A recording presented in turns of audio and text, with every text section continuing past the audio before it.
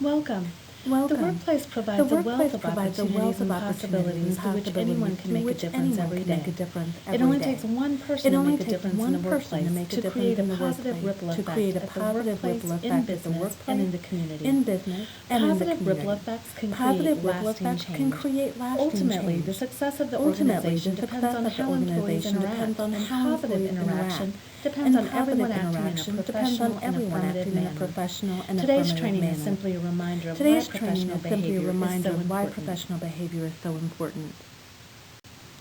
We've probably all been in a situation in which one negative comment from a person can snowball into 4 or 5 negative people or comments. Humans naturally engage in emotional contagion, and it takes work to walk away from situations like this. Look at the opposite spectrum from emotional contagion. A place where we value those we work with and treat them with respect, productivity, quality, morale, and loyalty. If focus is put on these behaviors, we will have less time to go down a negative path. All the other essential ingredients of a successful organization will be enhanced by centering our attention on treating each other with dignity and respect, such as customer perception and relationships. As we can see from the images, projections of negative attitudes will result in just that, negative and unmotivated behaviors. Our attitudes and behaviors have a significant impact on our workforce. If we seem cynical, mistrusting, angry, disrespectful, or disillusioned in front of our teammates, don't be surprised when they act the same. On the other spectrum, think of the possibilities if we all commit to exhibiting hope, trust, optimism, respect, and positivity. Promoting a culture of value and quality takes concerted effort and commitment. Take a look at a few points we can do every day to help enhance our culture.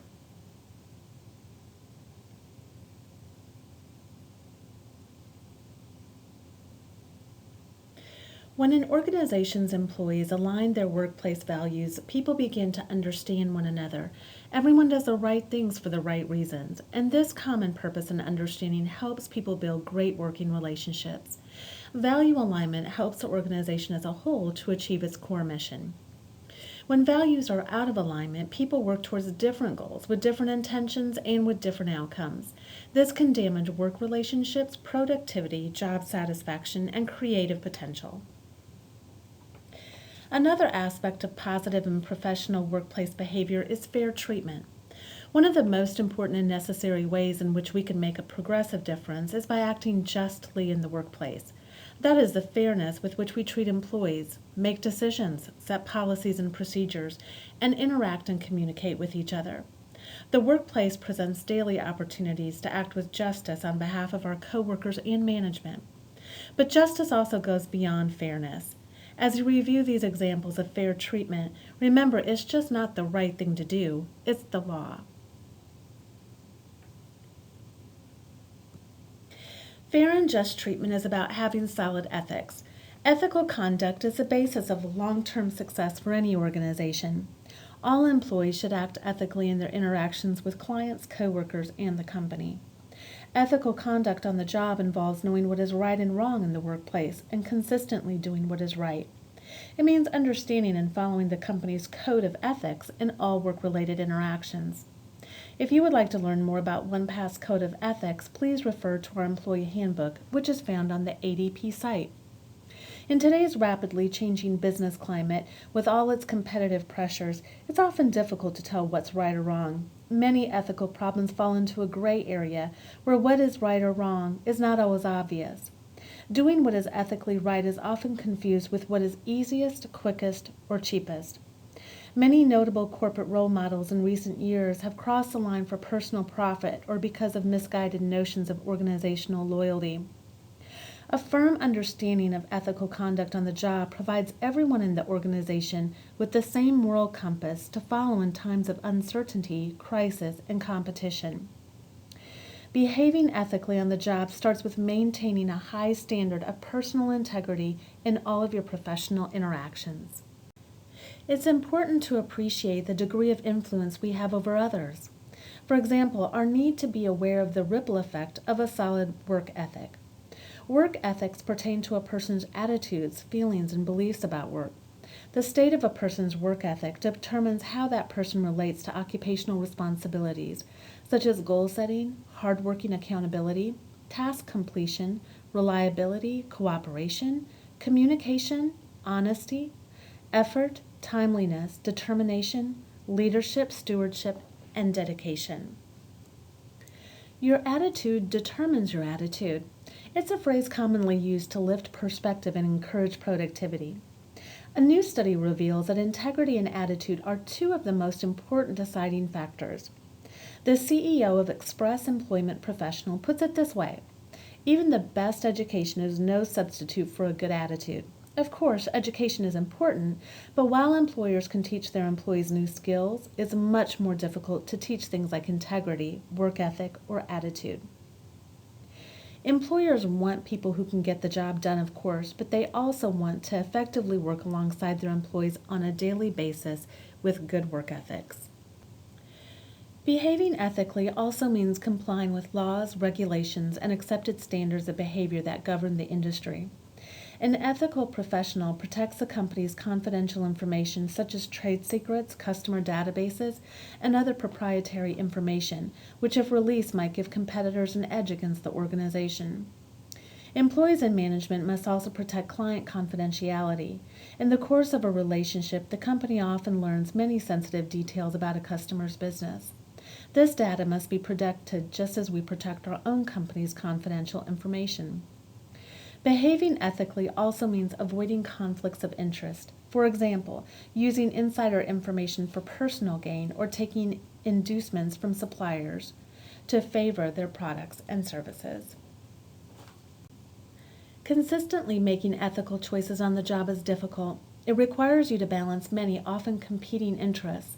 Here are some important questions that you can use to test any potential course of action to determine if you are making the ethical decision.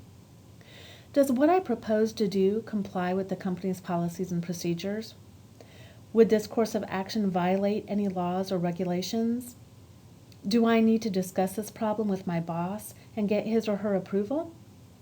What have others in the organization done in similar situations in the past, and how has that turned out? Will my decision be fair to everyone who will be affected by it now and in the future? As a second phase to analyzing if the decision you are making is ethical, dig just a little bit deeper, such as, is this decision in the best interest of the organization, employees, customers, vendors, stockholders, the community, and other stakeholders? Am I under any pressure to make a decision with which I'm not comfortable? And if so, where is this pressure coming from? Would someone I particularly respect agree with my decision? What would my friends and family think of my decision? How would they feel if they heard about my actions on the evening news or in the morning paper? If you wouldn't be comfortable with your business-related actions becoming public knowledge, then you should probably reconsider what you intend to do. The final question is, can I take pride in my decision? To be a true positive professional in any job, one must be accountable. Being accountable means taking responsibility for the work, both the process and the result. It means being responsible to yourself, management, customers, coworkers, and the organization as a whole. Accountability also involves reliability. Coworkers, customers, and bosses have to be able to rely on you. It means keeping promises and commitments, and it means being trustworthy. An accountable professional is also objective. He or she separates opinions from facts, personal issues from work issues, and preferences from policies. Accountability is based on conscientiousness as well, both to people and processes. To be an accountable professional, a person must also be knowledgeable, knowing all there is to know about the job and making the effort to learn whatever is not known. Accountability and quality work go hand in hand. An accountable professional produces quality work. Professionals understand the standards for every task they do and always meet or exceed those standards. Professionals check with their bosses regularly to find out what is expected of them. In addition to meeting the expectations of their superiors, professionals think about what they could expect of themselves, and they set their expectations high. They pay attention to details.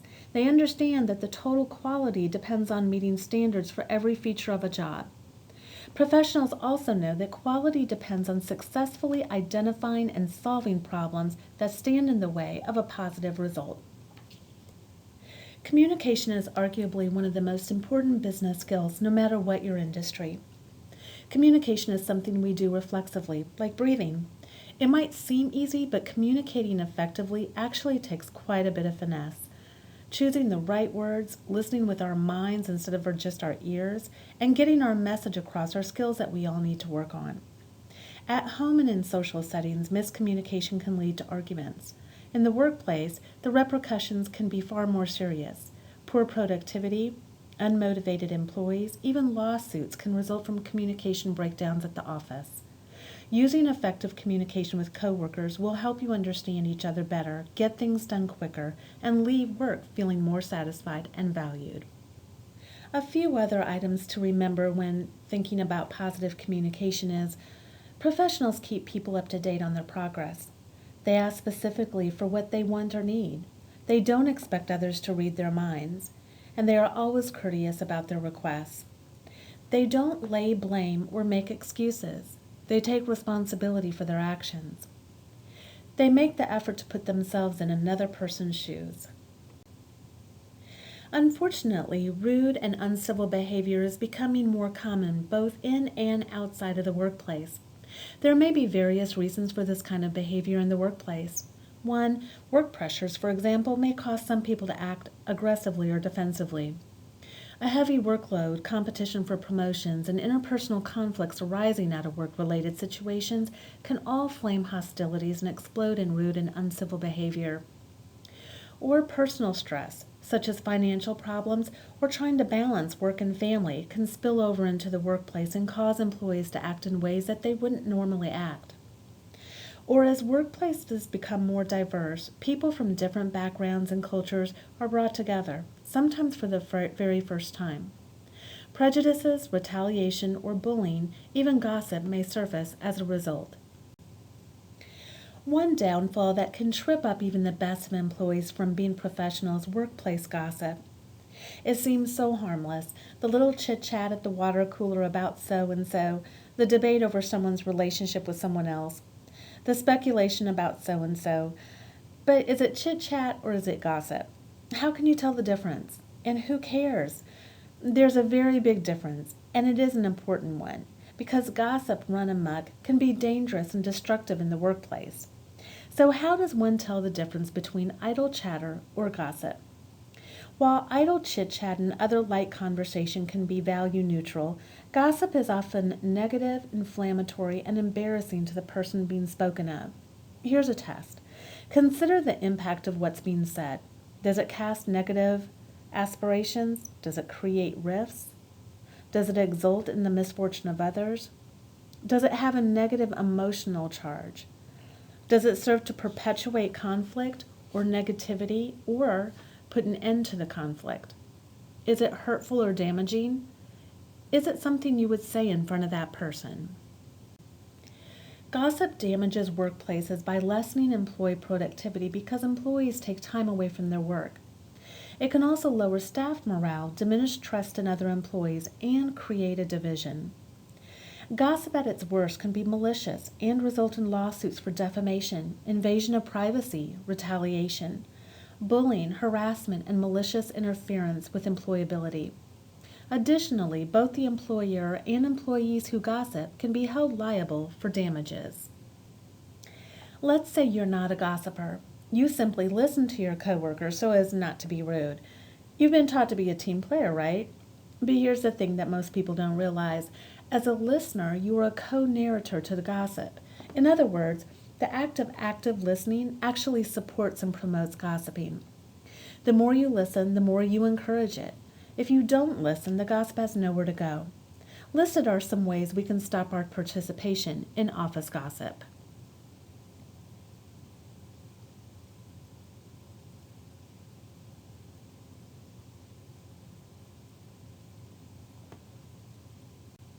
What is workplace bullying? Workplace bullying is repeated health-harming mistreatment. Offensive conduct or behaviors including nonverbal, which are threatening, humiliating, or intimidating, in which the treatments interfere with work. So why is it such a problem? It's a problem that has invaded the life of 37% adult Americans without invitation. In its more severe forms, it triggers a host of stress-related health complications. The person's immediate job and often career are often disrupted. Workplace bullying is also bad for business. Some of the ways that companies suffer due to bullying include high turnover, which is expensive for companies as they invest in hiring and training new employees only to lose them shortly thereafter. Low productivity, since employees are not motivated to do their best.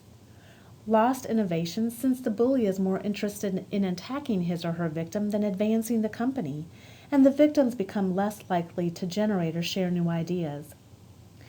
Difficulty hiring quality employees, as word spreads that the company has a hostile work environment. As you look through the signs of bullying above, some of them may surprise you.